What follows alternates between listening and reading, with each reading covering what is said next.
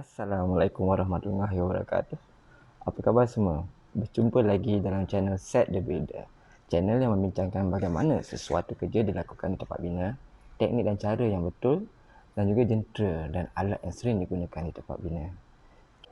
Channel ini juga ada menghuraikan mengenai spesifikasi bahan yang digunakan di tempat bina dan juga bagaimana kita menggunakan bahan tersebut di site.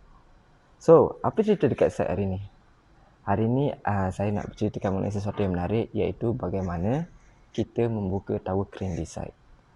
Sebelum tu, mari kita kenali dulu parts ataupun bahagian-bahagian pada tower crane. Okey, tower crane ialah satu jentera vertikal yang digunakan untuk mengangkut barang yang berat, terutamanya daripada satu tempat ke satu tempat, especially untuk projek high rise. Okey, komponen-komponen tower crane terdiri daripada mast, kita panggil tiang lah, ataupun kaki tower crane itu, yang bertindak sebagai komponen yang meninggikan tower crane. Selalunya kalau kita tengok dekat site, tower crane akan menjadi lebih tinggi daripada bangunan untuk memudahkan kerja-kerja mengangkut barang dilakukan ke tingkat teratas bangunan tersebut. Okey, kemudian kita ada jeep depan, jeep di depan dan juga jeep di belakang lah, ataupun kalau dekat site kita panggil boom. So boom ni adalah seperti tangan tower crane yang mengangkat barang menggunakan of course the hook ataupun the cables. Kalau dekat site kita panggil lam. So tangan ni lah yang akan berpusing, mungkin tak semestinya 180 degree kadang-kadang untuk tempat yang confined dia boleh berpusing mengikut a few degree lah, agar tidak membahayakan kawasan persekitaran. So untuk tower crane selalunya kita ada dua jenis. Satu kita ada hammerhead, mana dia punya jeep tu adalah fix dan tak boleh bergerak vertical, dia cuma boleh bergerak horizontal. Dan satu lagi ialah jenis laughing. Laughing ni bukan gelak Laughing ni ialah jenis yang boleh bergerak horizontal dan juga vertical. Selepas jeep kita ada trolley. Trolley tower crane ni especially pada tower crane hammerhead, trolley ni akan bergerak ke depan dan ke belakang sebab dia punya jeep tu cuma boleh bergerak left and right. So untuk sampai ke satu destinasi tu mungkin trolley tu kena ke depan ataupun ke belakang lah. So kalau untuk laughing kita tak perlukan benda trolley ni, sebab laughing dia boleh bergerak horizontal and vertical. Okey, kemudian of course lah kita ada cabin. Cabin ni lah di mana operator tower crane duduk dan dia akan mengawal tower crane daripada cabin ni. Also kita memerlukan seorang signalman. Signalman ni lah yang akan kontrol pergerakan tower crane daripada bawah. Kadang-kadang daripada bawah tower crane operator tak akan nampak, especially kalau bangunan yang sangat tinggi ke, ataupun kadang-kadang dia terlindung dengan benda lain. So dia memang amat bergantung kepada signalman yang berada dekat bawah. Okey, kemudian cabin ni duduk di atas turntable. Turntable ni lah yang berfungsi memusingkan tower crane. Okey, kemudian dekat belakang tu kita akan ada counterweight lah, ataupun dia panggil ballast block. Yang ballast block ni berat dia bergantung kepada capability tower crane untuk mengangkat barang. Ada yang mungkin 15 tan ke, 20 tan ke, 35 tan pun ada untuk tower crane yang kecil lah. Okey, untuk ini komponen paling penting lah yang amat diperlukan untuk membuka tower crane ialah outer cage tu. Berfungsi sebagai temporary strut untuk kabin apabila mast dibuka. Itulah sedikit sebanyak secara ringkas mengenai komponen-komponen tower crane. So berbalik pada yang saya highlight tadi ialah bagaimana kita membuka tower crane.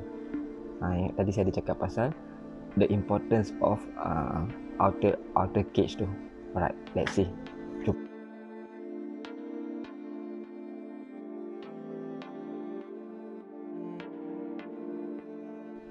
Pertama sekali, pada emas yang bahagian atas tu terdapat sekurang-kurangnya 16 pin, 8 dekat bahagian atas emas dan 8 dekat bahagian bawah emas. Okey, kita akan buka 8 bahagian atas emas ni dulu. Dia akan mengikut pada penjuru lah. Contoh kita ada 4 penjuru, penjuru 1, penjuru 2, penjuru 3, penjuru 4. So jika kita buka dekat penjuru 1 tu, next penjuru ialah bukan penjuru 2, penjuru 3. Okey, macam ni kira penjuru yang kedua dan keempat lah dia buka. Ada 8 pin untuk setiap emas ni. So lepas dia buka pin yang pertama tu, dia akan pindah kepada penjuru 1 dan 3 untuk membuka pin yang seterusnya.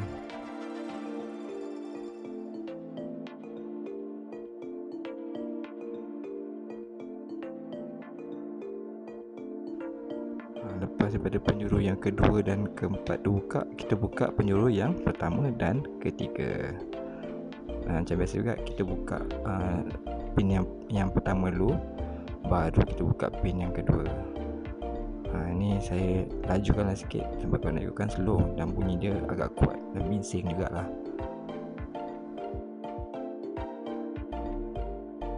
Kalau kita perhatikan kat sini, bila pin tu dah sampai ujung, kita akan gunakan hammer pula, dan hammer tu akan menghentam hammer yang kita letakkan kat depan pin supaya tidak merosakkan struktur emas.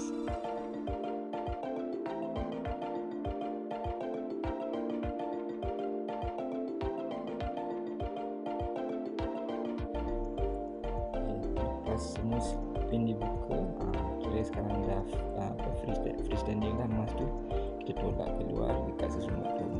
Tapi kita kena ingat sebenarnya dia takkan terkeluar daripada sesungut tu kalau kita dah ikat dekat rel.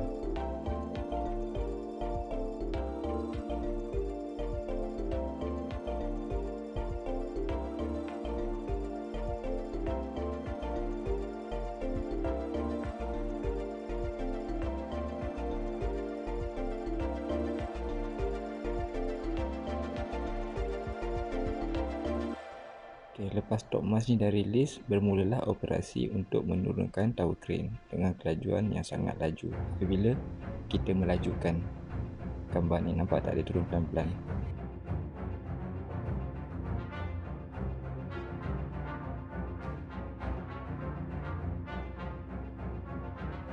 Cage akan membawa turun tower crane ni kepada emas yang seterusnya.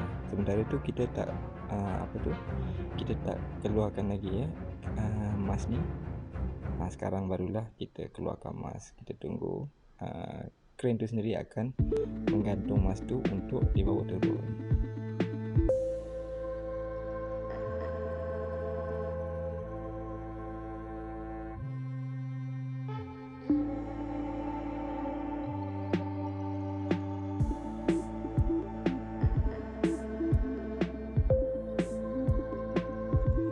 Kelihatan kabel disambungkan kepada emas untuk dibawa turun. Tapi untuk pengetahuan anda, emas ni kita tak terus bawa turun kita akan gantung dia dulu sebab ia bertindak sebagai balancing. Sebab kita still ada lagi ballast block dekat bahagian belakang tu, so dia akan balancekan crane ni daripada loss control lah. Okay, tengok kat sini, hydraulic system daripada outer cage tu nanti akan turun pelan-pelan dan disangkutkan kepada emas di bawah emas yang seterusnya.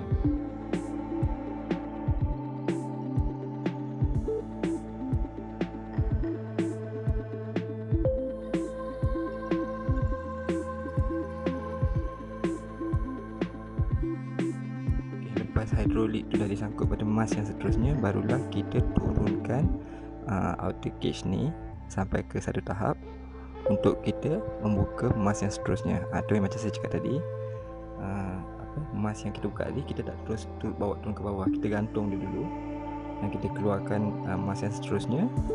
Lepas dah emas ni dah keluar, barulah kita turunkan emas yang kita gantung tadi. Ini ballast block tadi tu yang akan balancekan emas yang kita dah gantung dengan tower crane.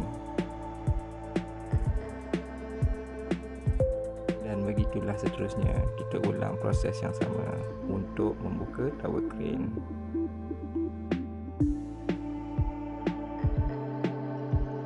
Ini saya dah turun kat bawah, saya dah tunjuk berapa banyak emas yang dah buka, dan emas ni actually dia occupy banyak space dan rugilah untuk construction kan. Kita patut buat benda ni untuk storage. So bila dah buka tu, kita panggil trailer untuk keluarkan crane emas ni daripada side.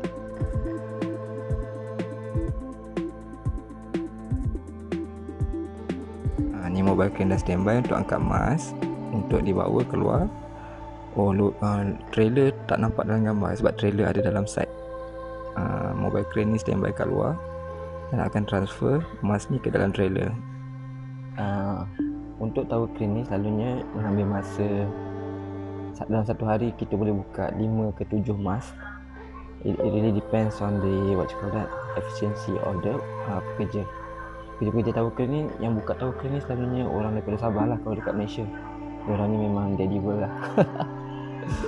Okay, dia untuk membuka tower crane ni kita memerlukan masa yang actually bergantung pada berapa banyak emas yang kita ada. Tapi selalunya production diorang dalam 5 ke 7 emas satu hari.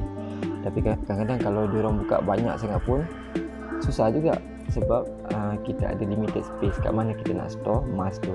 So emas tu bila dah letak kat bawah, dah confine, tak ada pula tak ada pula tempat untuk kita store barang-barang yang lain. So kita kena arrangekan logistik, macam mana after kita dah buka tu mungkin trailer akan datang, nak load dalam trailer lagi kan.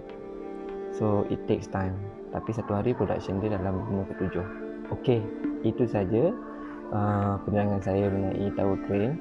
Dan kalau ada apa-apa pertanyaan boleh tanya dekat ruangan komen.